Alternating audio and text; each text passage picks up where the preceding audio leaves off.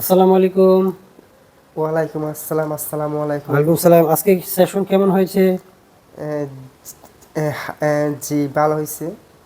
আচ্ছা, বাপি বড়ুয়া সাহেবের তোতলামি আছে, ওনার মূলত ব্লকিং হয়, কথা বলতে গিয়ে আটকায় এমন হয়, এবং কখনো কখনো বাফারিং বা রিপিটেশন হয়, যেমন হয়তো সে পানি বলতে গিয়ে এমন হয়ে যায়, একই লেভেল বারবার হয়, তাই না?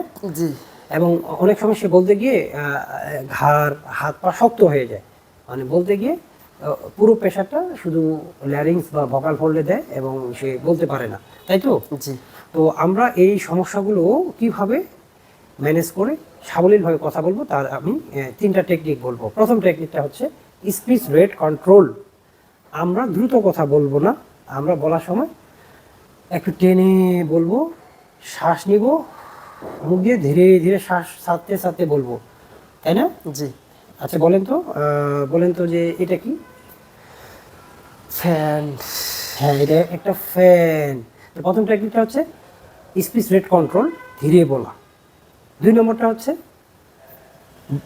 সেকেন্ডারি বিহেভিয়ার কন্ট্রোলে রাখা, যেমন উনি যখন কথা বলে উনি শক্ত হয়ে যায়, হাত পা নাড়াচাড়া বন্ধ হয়ে যায়, এবং সে পালানোর চেষ্টা করে। এটা করা যাবে না। এই সময় যেটা করতে হবে, রিল্যাক্স থাকতে হবে।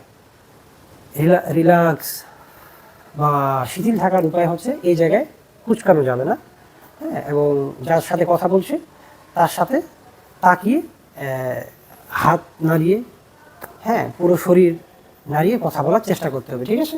জি। আপনি এটা করছেন? হ্যাঁ।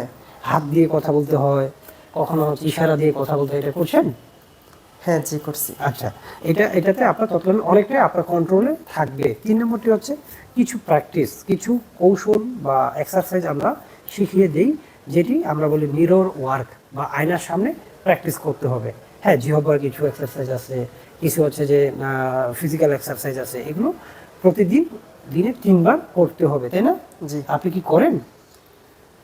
আমি 2 বার, এবার করি, 3 বার করার সময় পাই না। আচ্ছা, উনি 3 বার করার সময় পাচ্ছেন না, তো আমি ওনার জন্য বলবো আপনি আয়না সবসময় পাবেন না, হয়তো উনি বাসা থেকে বের হওয়ার সময় সকালে একবার করেন এবং রাত্রে করেন। জি। এই জন্য আপনার মোবাইল ফোনটি একটি আয়না। মোবাইল ফোনের ভিডিওটি আপনি এভাবে ওপেন করে দুপুরে আপনি নিজে নিজে সেলফ টক করবেন, বলার সময় মুখ দিয়ে শ্বাস নিয়ে ধীরে ধীরে বলবেন। এটা 1 নম্বর, তাহলে আপনার স্পিচ রেটটা কন্ট্রোলে থাকবে। 2 নম্বর হচ্ছে বলার সময় আপনি খুব একটা ঘাবড়ায় যাবেন না, আপনি হাত নাড়াবেন, ঘাড় ঝাঁকাবেন, হ্যাঁ, শোল্ডার ঝাঁকাবেন, এবং আপনি পুরোপুরি শরীর দিয়ে জেস্টার মুভমেন্ট করবেন, হ্যাঁ, মুভমেন্ট করতে করতে কথা বলবেন। হ্যাঁ, খুব বেশি শক্ত হয়ে যাবে না, রিল্যাক্স থাকতে হবে। 3 নম্বরটি আপনাকে প্রতিদিন যে আমরা এক্সারসাইজগুলো দিয়েছি, রিল্যাক্সেশন, মিরর ওয়ার্ক, এগুলো করতে হবে, তাহলে আপনি তোতলামি অনেকটা সেরে উঠবেন। তো বন্ধুরা, আপনাদের যাদের তোতলামি আছে তারা আপনারা এই 3টা টেকনিক ফলো করতে পারেন। স্পিচ রেট কন্ট্রোল করতে হবে, রিল্যাক্স থাকতে হবে সেকেন্ডারি বিহেভিয়ারগুলো ম্যানেজ করার জন্য, এবং কিছু প্র্যাকটিস আমরা শিখিয়ে দেবো যেগুলো প্রতিদিন বাসায় বসে করবেন।